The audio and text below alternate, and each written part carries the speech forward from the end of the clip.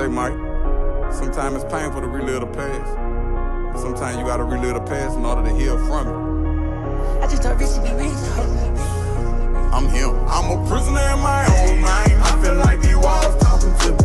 I feel like these walls talking to me.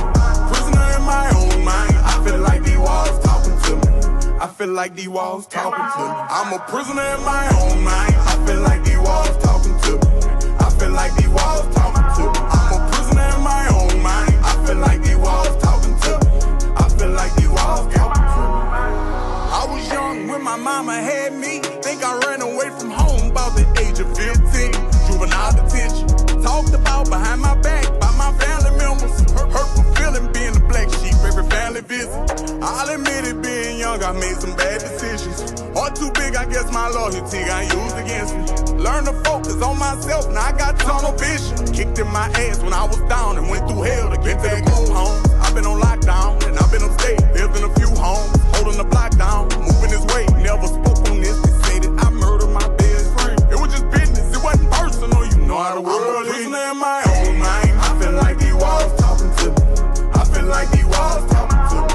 Prisoner in my own mind. I feel like these walls talking to me. I feel like these walls talking to me. I'm a prisoner in my own mind. I feel like these walls talking to me. I feel like these walls talking to me. I'm a prisoner in my own mind. I feel like these walls talking to me.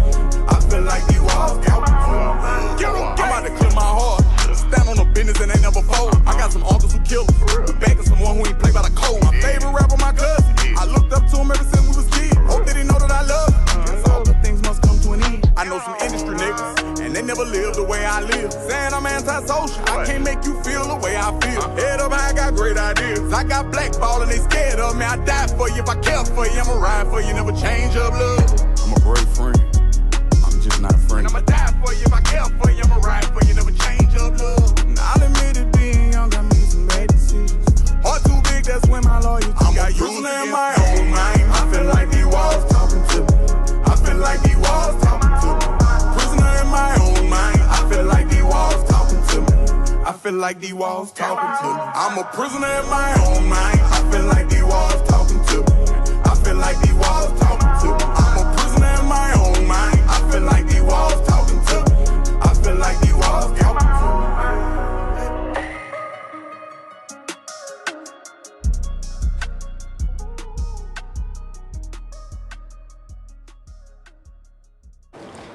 Yes, the thing, for her, right now. Come on, come on, come on.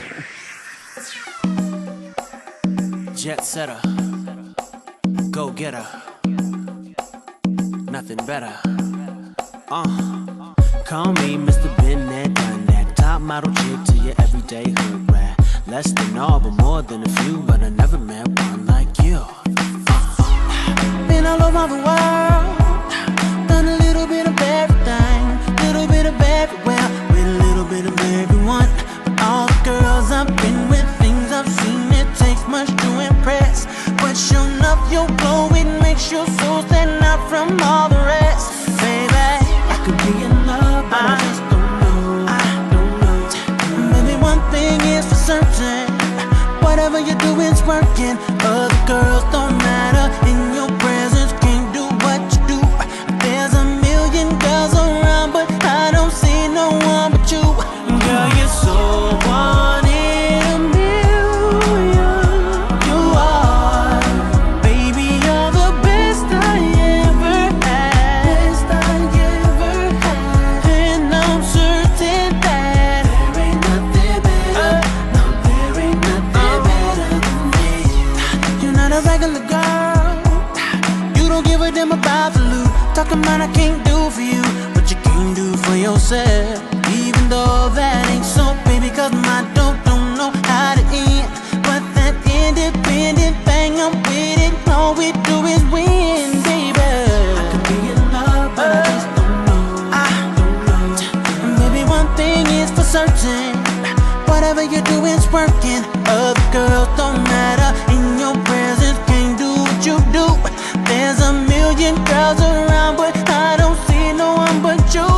Baby, one in a million. You are, baby, you're the best I ever had. Best I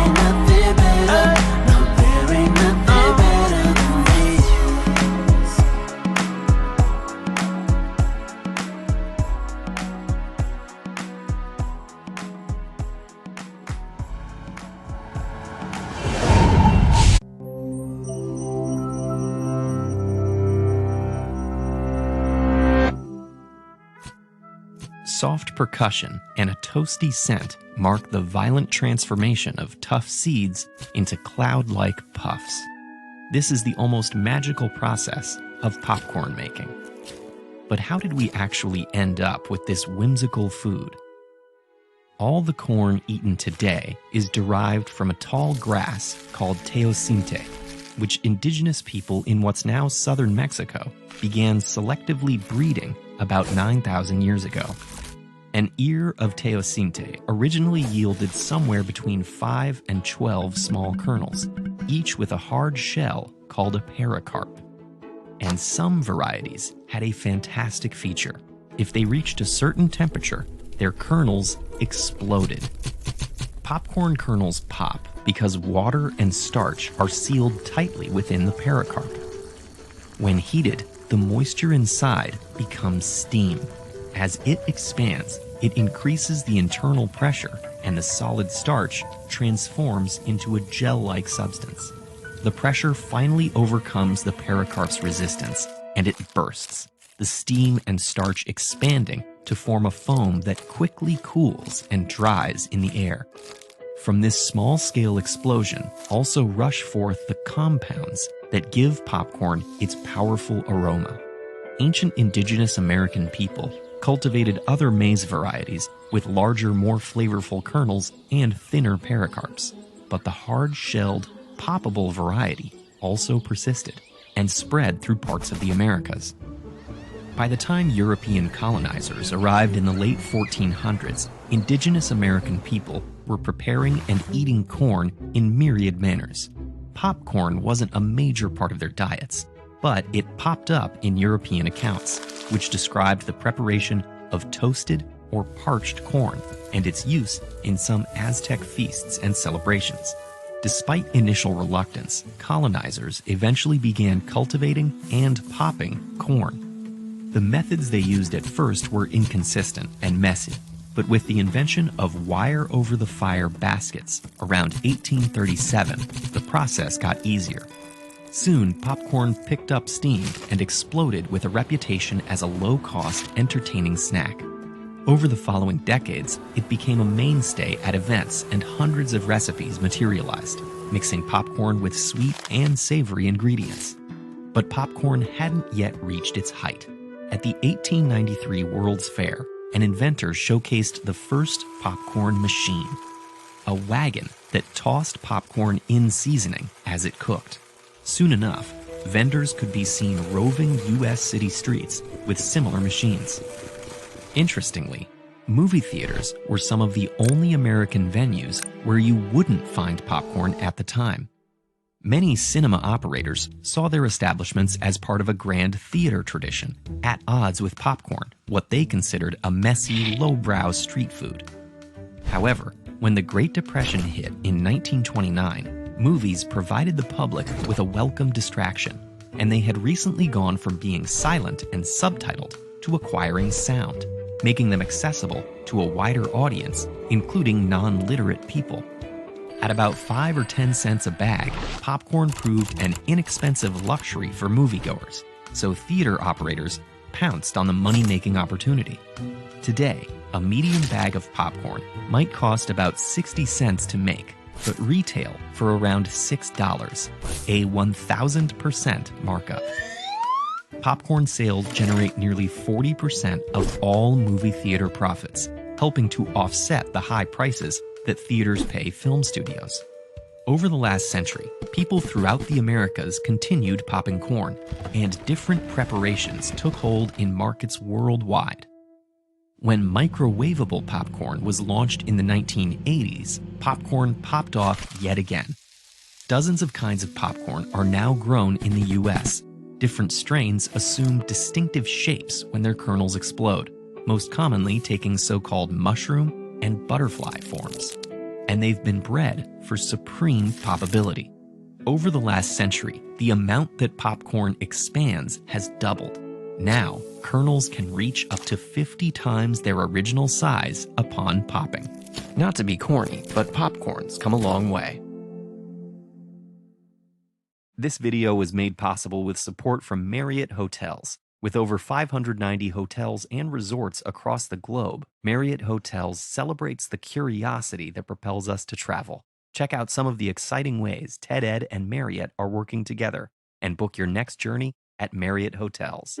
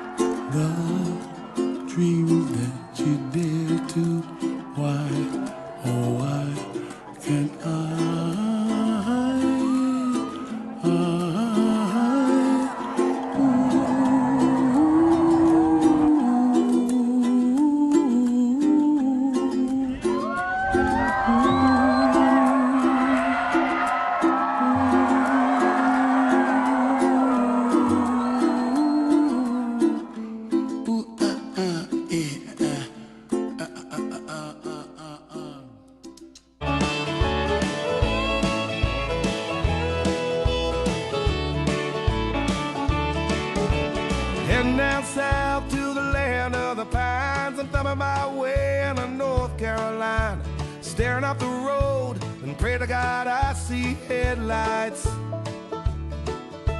I made it down the coast in 17 hours, picking me a bouquet of dogwood flowers, and I'm hoping for Raleigh I can see my baby tonight.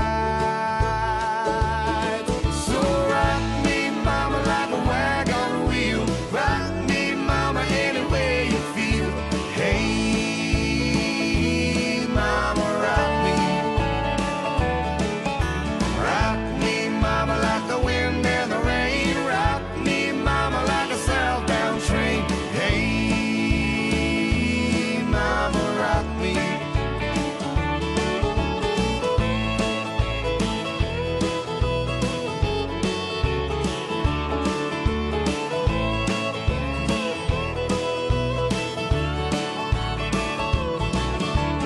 Running from the cold up in New England, I was born to be a fiddler in an old-time string band. My baby plays the guitar, I pick a banjo now.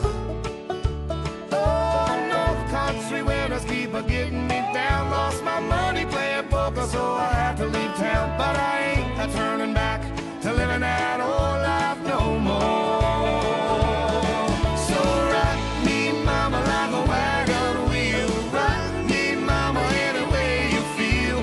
Hey, mama, rock me. Yeah, rock me, mama, like the wind and the rain. Rock me, mama, like a southbound train. Hey, mama, rock me.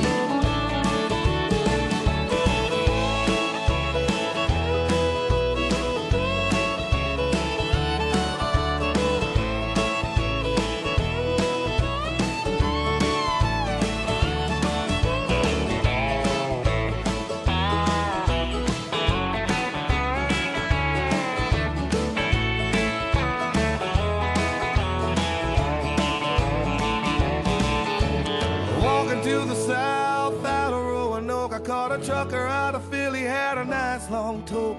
But he's headed west from the Cumberland Gap to Johnson City, Tennessee. I gotta move on before the sun. I hear my baby calling my name, and I know that she's the only one. And if I die in Raleigh, at least I will die free. So rock me, mama, like a wagon wheel. Rock me, mama, any way you feel. Hey, mama, rock me. Oh, rock me, mama, like the wind and the rain. Rock me, mama, like a southbound train. Hey, mama, rock me. So rock me, mama, like a wagon wheel. Rock me, mama, I wanna feel. Hey, mama, rock me, mama, rock me. Rock me, mama, like the wind and the rain. I wanna rock like a southbound train. Hey, yeah, mama, you can rock me, rock me.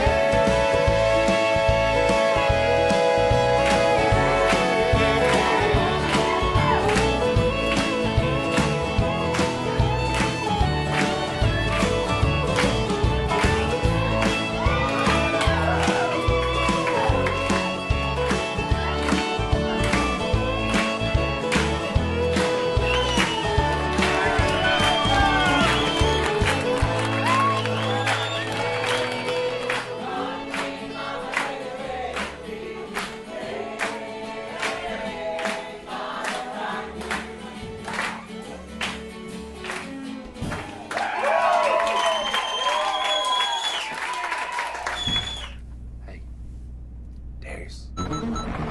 After a harrowing chase, Ethic, Hedge, and their new ally, Lemma, find themselves in a cavernous control room.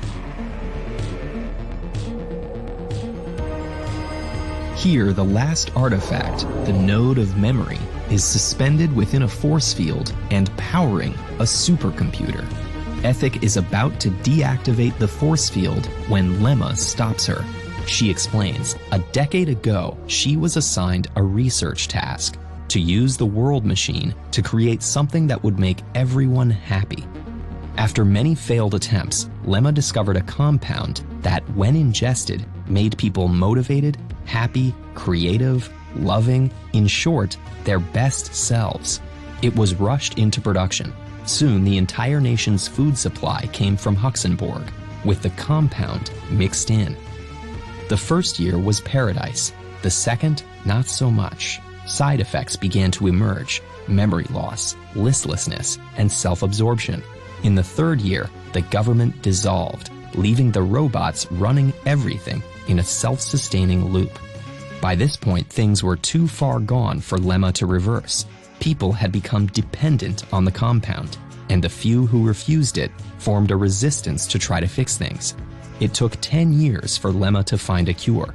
This factory contains everything she'll need to make it. But the second they take the Node of Memory, the security system will alert the robots, and they'll have to run. If instead they first reconfigure the factory to manufacture the cure, the people can be saved. Lemma has the whole factory redesign planned out. The problem is, it's a little hard to read. Her schematic shows all the steps in the manufacturing process needed to make the cure. An arrow from add nitric acid to shake vigorously means that the acid addition has to happen before shaking. If a single step is performed out of order, the cure won't work, or worse, there aren't any circular references where step A requires step B and step B eventually requires step A.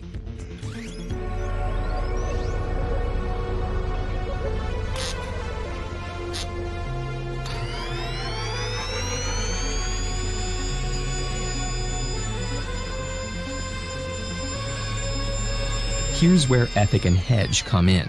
Lemma needs Hedge to translate the tangled diagram into a sequence of steps.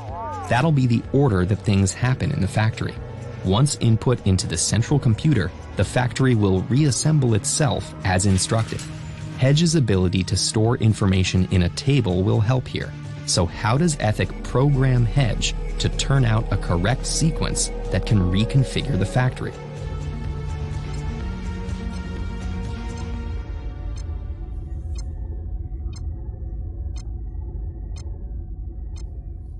It may help to first think about this problem as a human rather than a machine. Given this diagram, it's clear to start with getting a bowl, since no arrows point to it. How might you mark up the diagram to figure out what to do next?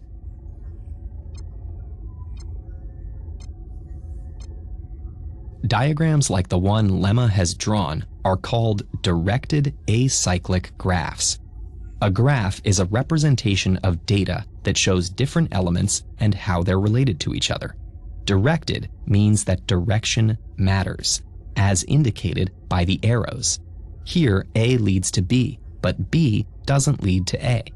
And acyclic means that there aren't any loops, which is fortunate because if there were, this problem wouldn't be solvable. There's a simple way to navigate the graph as a human. Start with a step that doesn't have any arrows pointing to it. Once you do that, cross out that step and all arrows leading from it. Choose another step with no arrows pointing to it and repeat until you've hit every step. There are two things here that are tricky to translate for a robot. First, how do you keep track of the information? And second, what do you do if there are multiple options at the same time? For the first challenge, a convenient way for machines to store information is in a table. In this case, you can have Hedge list every step in the headers of both the rows and columns. Then he can go through the rows one at a time. On the schematic, what points to mix, both shake and titrate. So Hedge should make a mark in both of their columns. He can do the same for every row, one at a time, to make a table like this.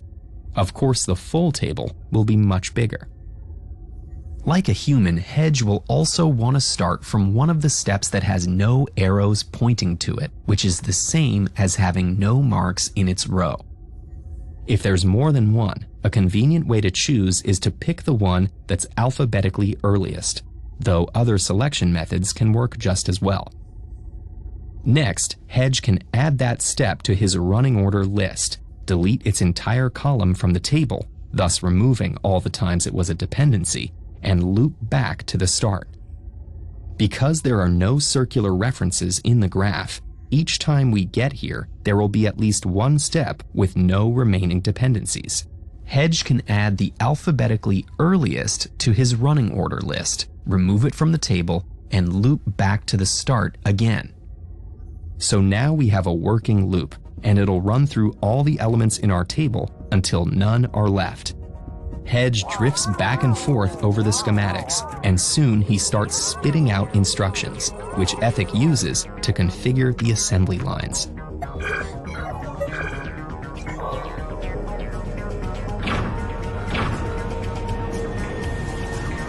With the three working together, they churn out thousands of doses of the cure in no time.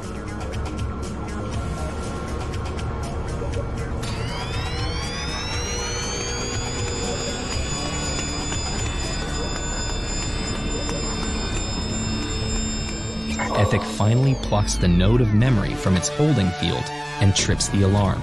Within seconds, bots are everywhere.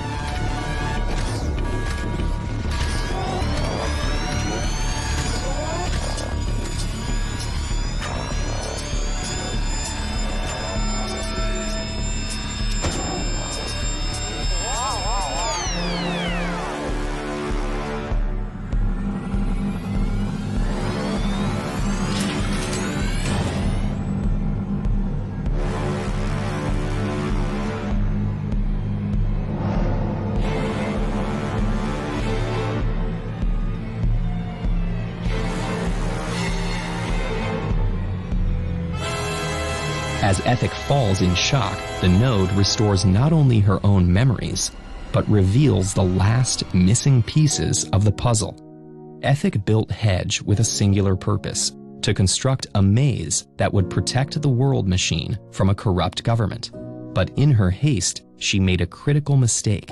She forgot to set the condition that would end the loop, which told Hedge how large the maze should be. So Hedge built and built until he could build no longer. And then he was conflicted. He had to build a maze, but he couldn't build further without hurting people or flying over the Brad barrier, both forbidden by his programming. So he wandered the land and searched for a solution until he happened upon the node of power, the node of creation, and the node of memory. He recognized their true collective power to grant self-awareness to those who lack it. With all three, he'd be able to change his programming and fulfill his drive to transform the entire world into a giant maze. It wouldn't be easy. The nodes had safeguards to prevent robots from taking and using them. But if Hedge could find the right human and manipulate her with the promise of a heroic quest, well, that would be a different story. A very different story.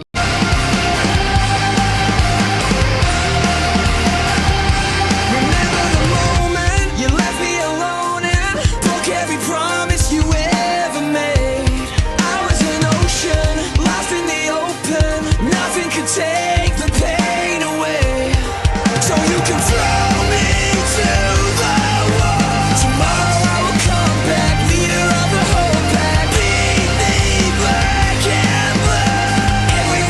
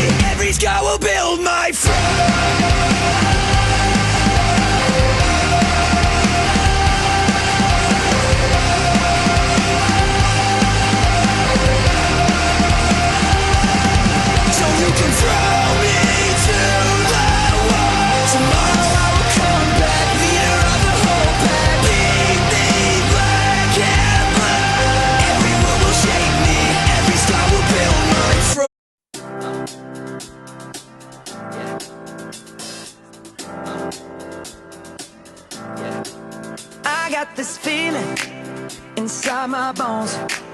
It goes electric wavy when I turn it on. All through my city, all through my home. We're flying up, no ceiling when we in our zone.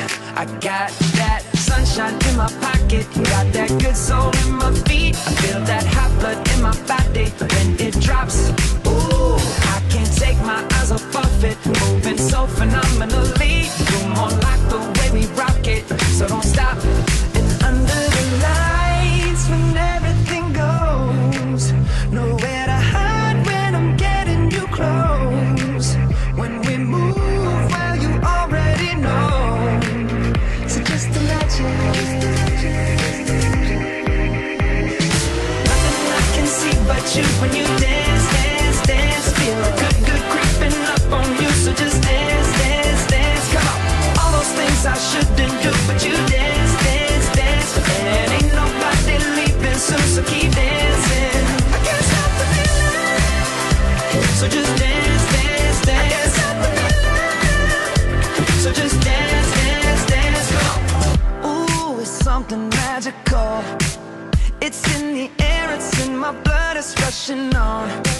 I don't need no reason, don't need control. I fly so high, no ceiling when I'm in my zone. Cause I got that sunshine in my pocket, got that good soul in my feet. I feel that hot blood in my body when it drops. Ooh, I can't take my eyes off it, moving so phenomenally. You're more like the way we rock it, so don't stop, stop, stop. Under the lights when everything goes, nowhere to hide when I'm getting you close. When we move, well, you already know. So just imagine. Nothing I can see but you when you dance, dance, dance. Feel the good, good creeping up on you. So just dance, dance, dance. Come on. All those things I shouldn't do, but you dance, dance, dance. And ain't nobody leaving soon, so keep dancing. I can't stop the feeling. So just dance, dance, dance. So just dance, dance, dance. So just dance, dance, dance. I can't stop the feeling, yeah. So keep dancing. Oh, yeah, yeah. I can't stop the. I can't stop the. I can't stop the. I can't stop the. I can't stop the. Nothing I can see but you when you dance, dance, dance. Feel good, good creeping up on you. So just dance, dance, dance. All those things I shouldn't do, but you dance, dance, dance. And ain't nobody leaving soon, so keep dancing. Everybody say.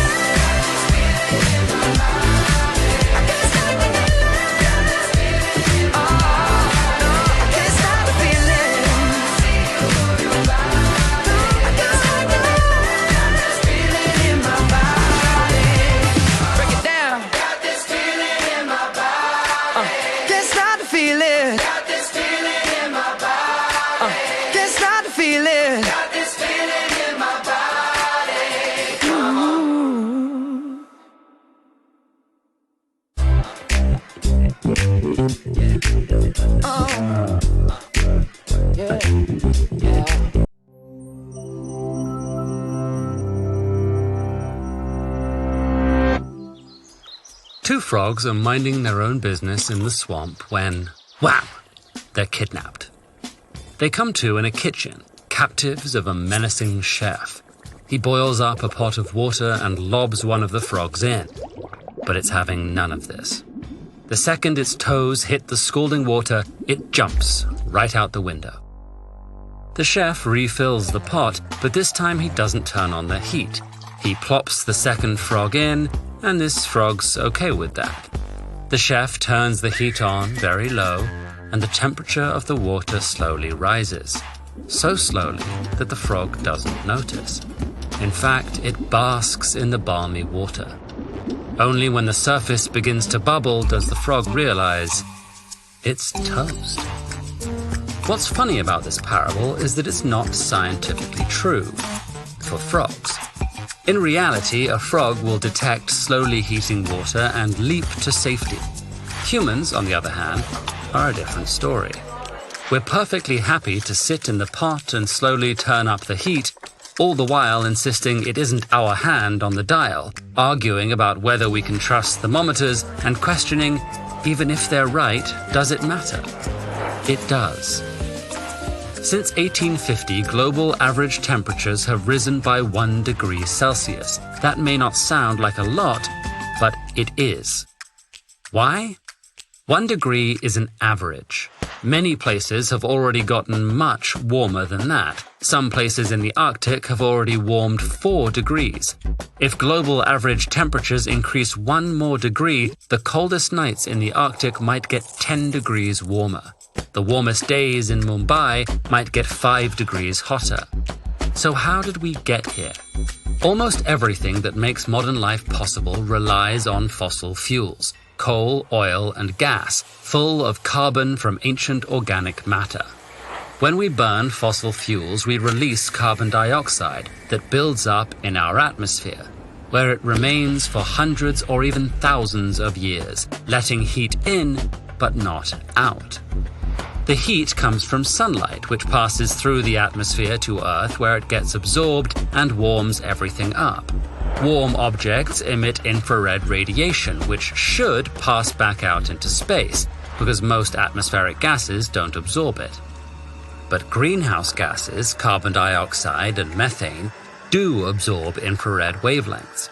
So when we add more of those gases to the atmosphere, less heat makes it back out to space, and our planet warms up. If we keep emitting greenhouse gases at our current pace, scientists predict temperatures will rise 4 degrees from their pre-industrial levels by 2100. They've identified 1.5 degrees of warming, global averages half a degree warmer than today's, as a threshold beyond which the negative impacts of climate change will become increasingly severe. To keep from crossing that threshold, we need to get our greenhouse gas emissions down to zero as fast as possible. Or rather, we have to get emissions down to what's called net zero, meaning we may still be putting some greenhouse gases into the atmosphere, but we take out as much as we put in. This doesn't mean we can just keep emitting and sequester all that carbon.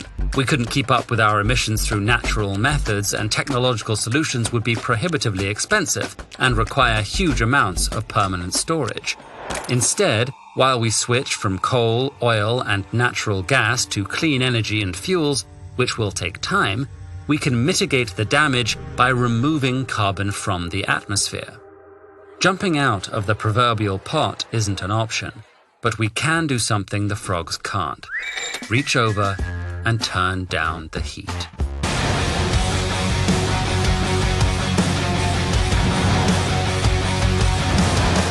Like an unsung melody, the truth is waiting there for you to find it.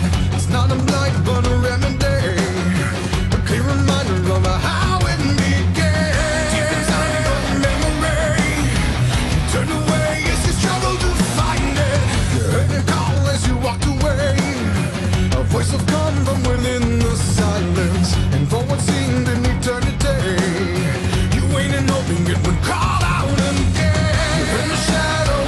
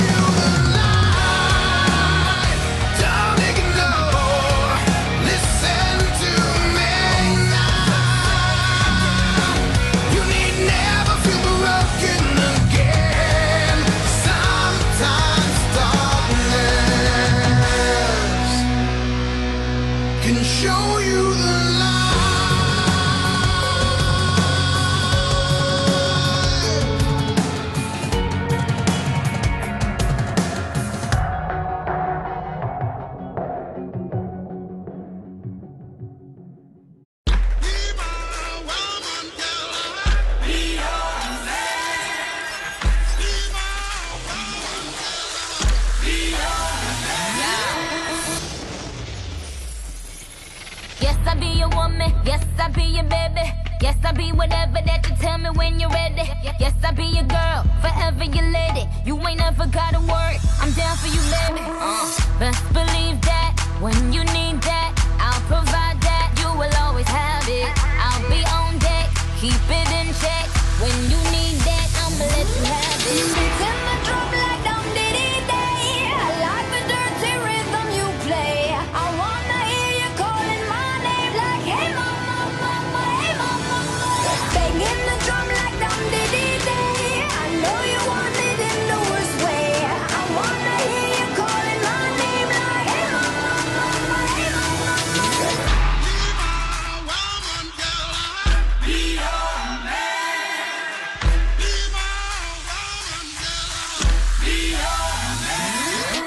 Yes, I do the cooking, yes, I do the cleaning. Plus, I keep the nana real sweet for your eating. Yes, you be the boss, and yes, I be respecting whatever that you tell me, cause it's game you be spitting. Oh, best believe that when you need that, I'll provide that. You will always have it. I'll be on deck, keep it in check. When you need that, I'ma let you have it. Beats in the drum like dum diddy day. I like the dirty rhythm you play. I wanna hear you calling my name like, hey mama, mama, hey mama, mama. Banging the drum like dum diddy day. I know you want it in the worst way. I wanna hear you calling my name like, hey mama, mama, hey mama, mama.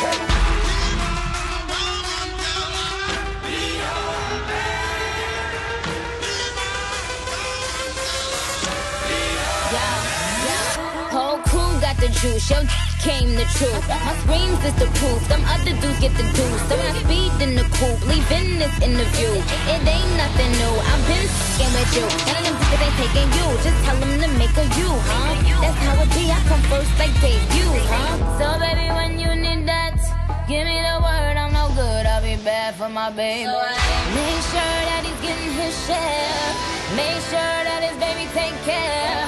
Make sure I'm on my toes, on my knees, keep him please, rub him down, be a lady and a freak. Oh. Beats in the drum like dum diddy day. I like the dirty rhythm you play. I wanna hear you calling my name like, hey mama, mama, hey mama, mama. Banging the drum like dum diddy day. I know you want it in the worst way. I wanna hear you calling my name like, hey mama, mama, hey mama, mama.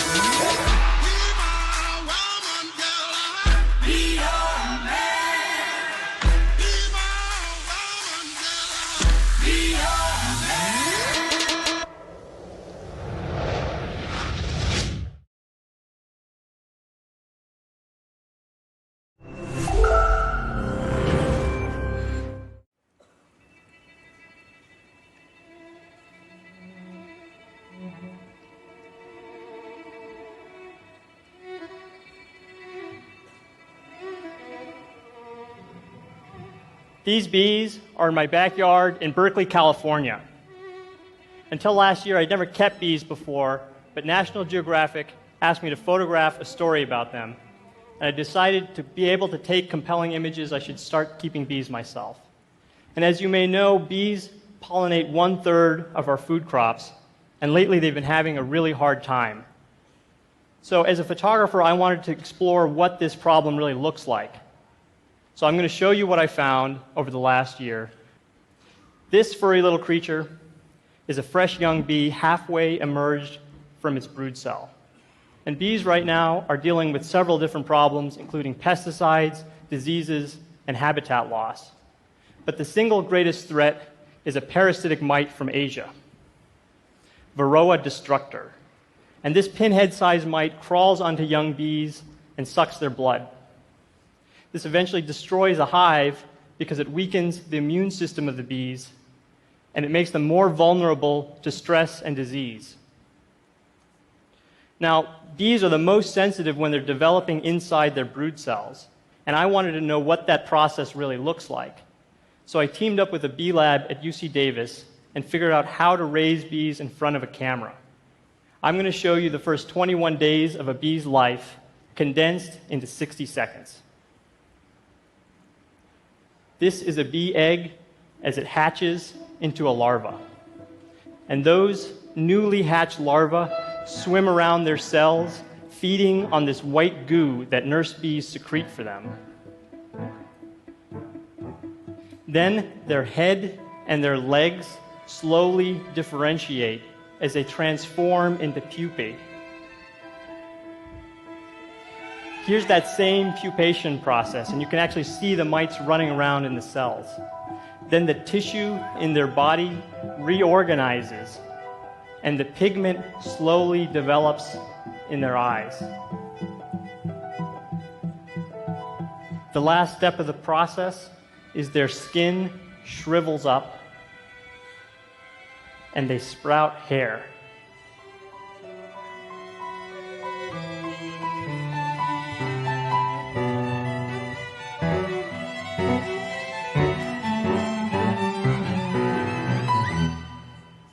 So,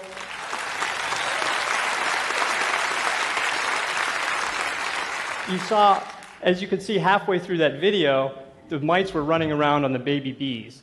And the way that beekeepers typically manage these mites is they treat their hives with chemicals. In the long run, that's bad news. So researchers are working on finding alternatives to control these mites. This is one of those alternatives. It's an experimental breeding program at the USDA Bee Lab in Baton Rouge. And this queen and her attendant bees are part of that program. Now, the researchers figured out that some of the bees have a natural ability to fight mites. So they set out to breed a line of mite-resistant bees. This is what it takes to breed bees in a lab. The virgin queen is sedated and then artificially inseminated using this precision instrument. Now, this procedure allows the researchers to control exactly which bees are being crossed. But there's a trade-off in having this much control. They succeeded in breeding mite-resistant bees, but in that process, those bees started to lose traits like their gentleness and their ability to store honey. So to overcome that problem, these researchers are now collaborating with commercial beekeepers. This is Brett A.D. opening one of his 72,000 beehives. He and his brother run the largest beekeeping operation in the world. And the USDA is integrating their mite-resistant bees into his operation with the hope that over time they'll be able to select the bees that are not only mite-resistant, but also retain all of these qualities that make them useful to us. And to say it like that makes it sound like we're manipulating and exploiting bees. And the truth is we've been doing that for thousands of years. We took this wild creature and put it inside of a box, practically domesticating it. And originally that was so that we could harvest their honey. But over time we started losing our native pollinators, our wild pollinators. And there are many places now where those wild pollinators can no longer meet the pollination demands of our agriculture. So these managed bees have become an integral part of our food system. So when people talk about saving bees, my interpretation of that is we need to save our relationship to bees. And in order to design new solutions, we have to understand the basic biology of bees and understand the effects of stressors that we sometimes cannot see. In other words, we have to understand bees up close. Thank you.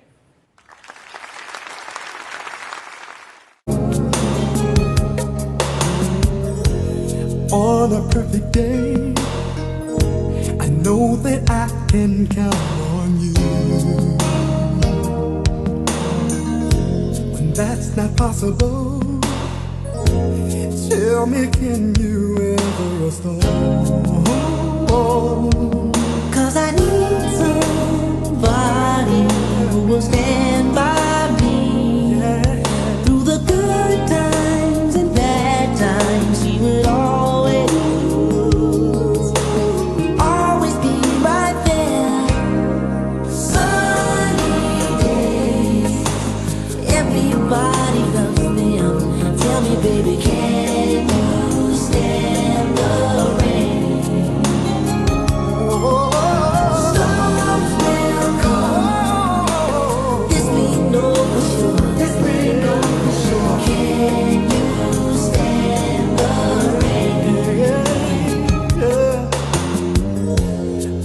love unconditional. I'm not asking just of you. Girl, to make it last, I'll do whatever needs to be done.